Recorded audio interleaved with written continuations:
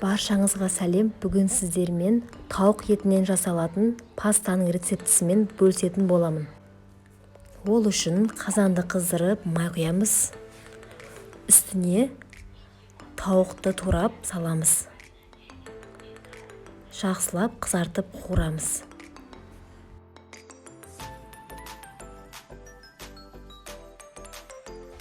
Дәміне қарай тоз бұрыш салып 5-6 минут қуырамыз.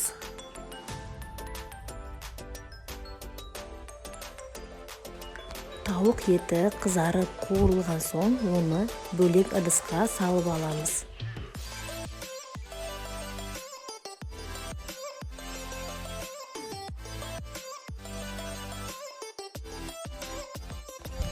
Сол қазанға туралған пиязды салып қуырамыз.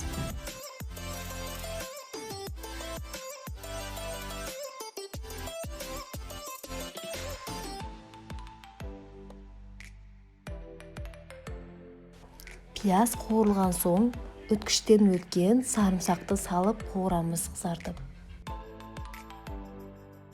Сосын үстіне сливки, сүт құямыз.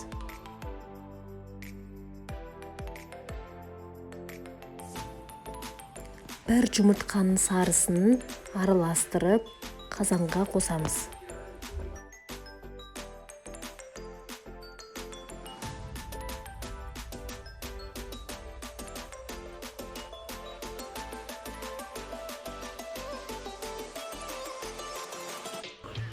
Дәміне қарай тоз бұрыш қосып араластырамыз.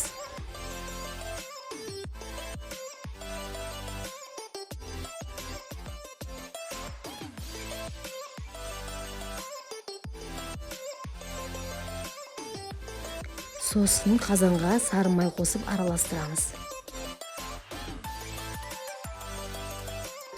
Пармезан ірімшігін үткіштен өткізіп, қазанға қосып араластырамыз да 1-2 минут қайнатамыз. Дайын болған соусқа тауықты қосып араластырып, бетін жауып 5-6 минут бұқтырамыз.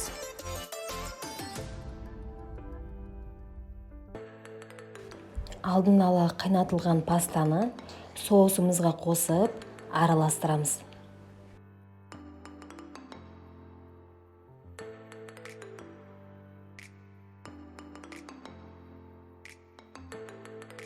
Жақсылап араластырып, бетін жауып, жай отта 3-4 минут ұстаймыз.